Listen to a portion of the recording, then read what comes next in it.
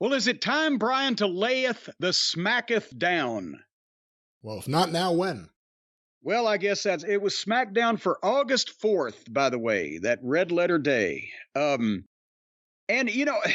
honestly, this one was a lot easier to watch than some of them recently because we finally got a little LA Knight, just a soup son, just a drava.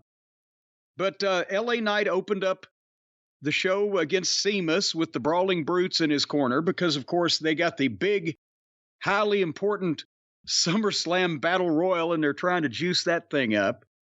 But at least they've got the announcers now recognizing the LA Knight movement, as they call it, that's in front of their face, that there's thunderous chants and screaming and yelling and blah, blah, blah from the fans.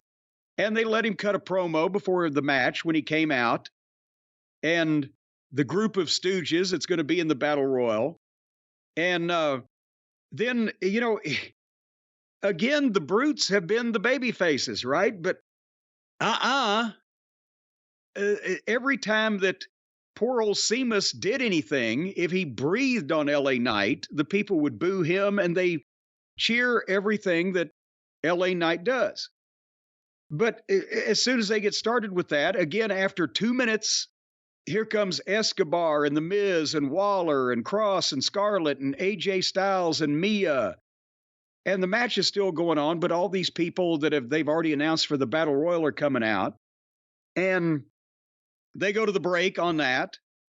And they come back. And again, everybody's around the ring, but it's not really a lumberjack match because the Battle Royal is going to be everyone for themselves. So LA Knight is in the babyface position now where he has to fight back out of the heat and wins the 1-2, boom, boom, boom, and does his LA Knight elbow. And they start doing their false finishes, but basically it was almost perfect. And then I felt so bad for him. It's live television. Sheamus goes to the top. And he's going to come off, but LA Knight tried the deal where he leaps up to the top rope from the middle of the ring in one charge, and he didn't quite get it.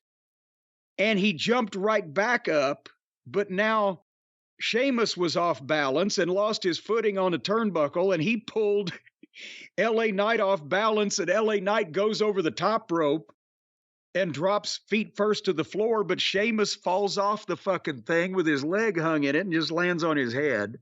So that didn't look lovely. But as all the ringsiders, go ahead. Well, I was going to ask you, what did you think? Did you watch that a second time? Whose fault is that? I watched it about 5.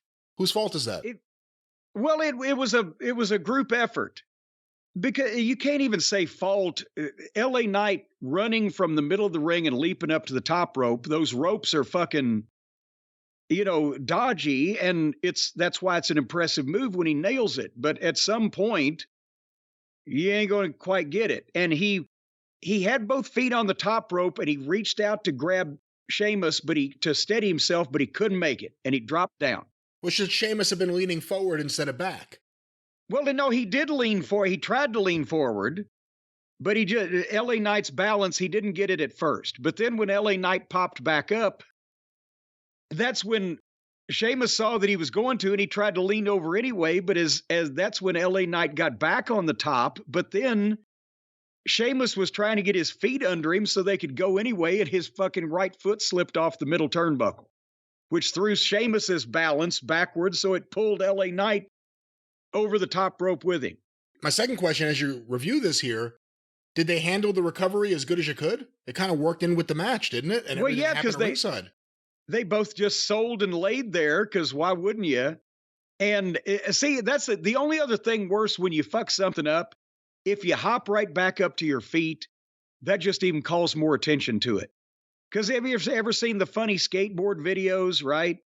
When some guy fucking really hurts himself and busts his ass, but there's not really people watching him, and he jumps back up to see it, looks around. Did anybody see that?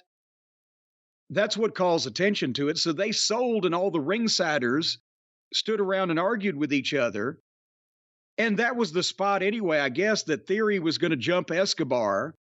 And then all the ringsiders get in a big fight. And Sheamus gets to give Miz the Bowery Beats or the Ballroom Blitz or whatever his thing is. The Ballroom Blitz, really? Well, yeah, it's even worse than the Bowery Beats. And then LA Knight hit his finish on Sheamus 1, 2, 3 and bailed out to the floor. So except for the bobble off the top rope, it was a good match. It wasn't long, but at least LA Knight is winning and beating top names now. You think Sheamus has ever actually been to the Bowery? I think he's seen a few Bowery Boys movies. Maybe. I'd be impressed if he has, actually. Actually, I would too. I don't think that the kids have that much taste these days. Big show. This is SummerSlam weekend. Hot crowd. They open up with LA Knight. They have LA Knight go over. You get all the usual shenanigans you get before a big multi-man match or a ladder match or a Survivor Series or a Battle Royal where everyone's just there because, of course, including Scarlett, who's always around. But beyond that, they give LA Knight a win. It seems that they are finally leaning into it. Hopefully they won't lean too hard and stumble and fall.